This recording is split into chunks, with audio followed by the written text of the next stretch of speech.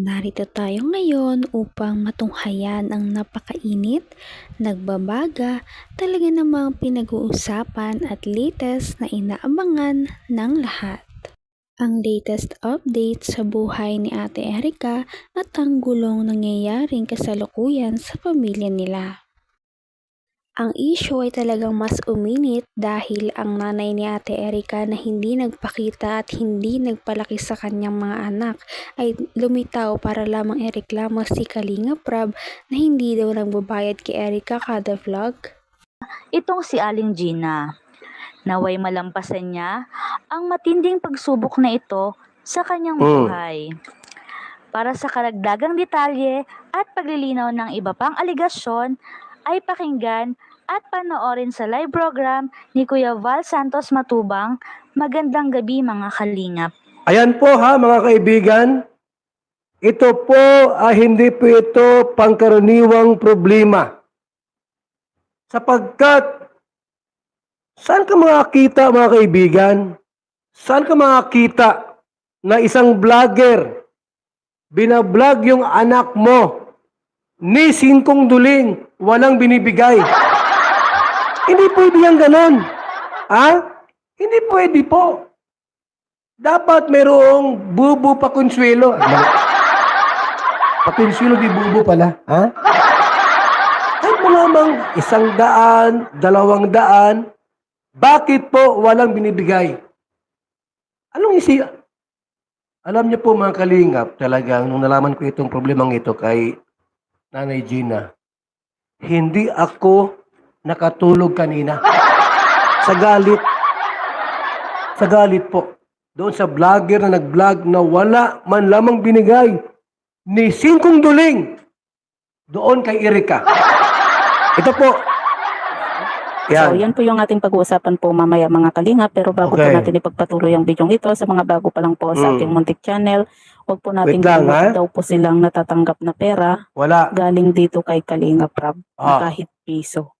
Ito po mga kalinga, pakinggan po muna natin ang maikling video clip bago po natin ipagpatuloy ang reaction na ito. Wala po kami nahawakan ng pera dyan kay Rap. Wala Iso. Wala daw pong natanggap na pera mula kay Kalinga Prab itong si Erika. Sabi po ni Nanay Gina. Ni singkong duling po, walang binigay si Kalinga Prab. Si Erika. Wala po. Wala po. Wala po kami nahingi. Wala po nabili po yung kay Erika. Grabe talaga. So ayan po mga kalingap, Wala po narinig po talaga. natin at maliwanag pa po sa sikat ng araw ang sinabi nga po ng nanay ni Napakaliwanag. E at sinasabing wala daw po silang natanggap nga po Wala dito po. kay Kalinga Prab na pera kahit piso. Sipin mo yan mga At kaibigan. kung matatandaan nyo po, Naparating nga ni Aling Gina na talagang pineperahan lamang ni Kalinga Prab si Erika at ang kanyang kasikatan, ganun ang kanyang love team dahil marami ang nanonood at hindi niya daw ito binabayaran dahil yung mga sponsors lamang daw ang nagbayad kay Erika at nagbibigay ng tulong na pinansyal, ngunit si Kalinga Prab daw ay wala. Kalinga Prab! Si Erika. Wala po. Wala po. Wala po kami nahingi. Wala po nabili po yung kay Erika. Grabe talaga. so ayan po mga kalingap, Wala po narinig po talaga. natin at maliwanag pa po sa sikat ng araw ang sinabi nga po ng nanay ni Napakaliwanag. E at sinasabing wala daw po silang natanggap nga po Wala dito po. kay Kalinga Prab na pera kahit piso. Sipin mo yan mga At kaibigan. kung matatandaan nyo po mga kalingap at kung Grabe talaga itong mga vlogger babalikan po na ito. natin yung mga vlog nga po ng Kalinga Prab dito nga po kay E mula part 1, part 2, part 3. Pag-34 na nga kayong tinawag. Kami po mga nasa gobyerno. Di ba kami nagkialam sa mga vlogger na yan? At sabi nga namin, okay naman, nakakatulong sa gobyerno. Pero ito po nagbablog kayo ng nagbablog sa mga, tulad yan, mahihirap. Ini-expose nyo yung kahirapan ng tao. Tapos, wala kayong tinutulong. Anong tawag yan? Poverty porn yan. Hanggang sa ilang part nga po yun. Makikita po natin dito kay Kalinga Prab yung pagbibigay nga po niya ng pera dito kay E. Mayroon ba? Meron? Kaya bakit sinasabi po nila na wala pong naibigay na tulong itong si Kalinga Prab dito kay I, na samantalang sa part 1 pa lang po ay nakapagbigay na po itong si Kalinga Prab ng 5,000 nagbigay? pesos. At sa part 2 Nagbigay daw? naman po ay nagbigay din po itong si Kalinga Prab ng 4,000 pesos. Ganon din po sa part 3 at part 4 nga po. Pero yun Meron nga po ba? mga kalingap, sa part 3 at saka sa part 4 ay hindi po natin alam kung magkano po yung iabot nga po nitong si Kalinga Prab dito kay I. Kasi nga po hindi po nabanggit ni Kalinga Prab kung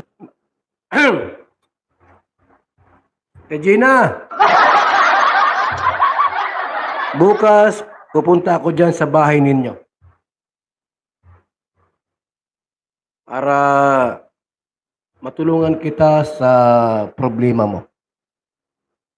Ilista ko lahat yung mga vlogger na nagbablog sa inyo dyan. Itutulpo natin. Ha? Akong bahala sa gastos. Lahat ng reklamo mo, sabihin mo sa akin bukas. At lahat ng mga vlogger dyan, narinig ko ata may narinig kang Bombay ay Kuya Ruben. Kasama yan sa kaso.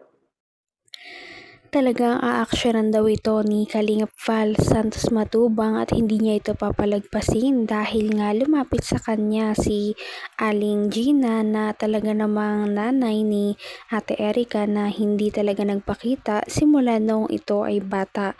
Ngunit ito pa rin ay kanyang pauunlakan at talagang pupuntahan para alamin ang nangyari. Ben, kasama yan sa kaso. Sino pa? Dr. Lab, kasama. Ha? Bukas, sabihin mo sa akin lahat, huwag ka mag-alinlangan. Bahala ako dyan. Kakasuhan natin sila. Ha? Wala silang tinulong sa anak mo. Matapos nilang i-vlog, kumita sa social media, ni 5 walang binibigay. Hindi pwede yan. Ha? Nasaan yung mga records natin dyan? Wala ba dyan mga records na nagbibigay si Kalinga Prab? Baka naman may nagbinigay dito at madadami tayo. May nag-comment. Kuya Bal, nagbigay si Kalinga Prab bawat vlog. Meron palang binibigay. Paano ito? Baka tayo matalo sa kaso. Bawat vlog ni Kalinga Prab kay Erica, tumatanggap ng 5,000.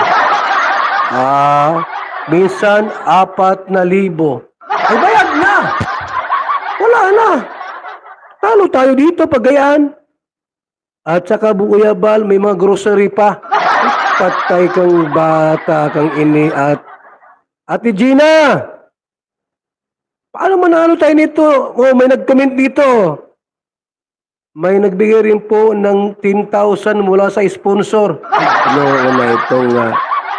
ba't mo sinabing walang binibigay? Mayroon pa nag-message dito. Kuya Bal, nakita ko doon sa pang 23 vlog, 10,000 ang binigay. Paano ba ini? Mayroon pa nag-message dito. Mula kay... Pedro Muit, kay Tulpo. May binigay daw po kay Erica. Lahat ng binigay po, umabot daw po ng lahat ng binigay sa loob ng ilang buwan, 4 na buwan kalahati, inabot po ng 800,000 pesos. Ang laki naman ang binigay nito. Kasama raw po ang mga package, ang mga sponsor, pera at sweldo. Grabe talaga ang mga revelasyong nalaman natin sa video na ito. Ano na kaya ang mangyayari sa pamilya ni Ate Erica? At hanggang dito na lamang muna magtatapos ang ating napakainit, nagbabaga at pinakainaabangan na latest issue ni Ate Erica. At yan ay pagpapatuloy natin sa ating mga susunod na video. Hanggang sa muli, maraming salamat sa panonood. Bye!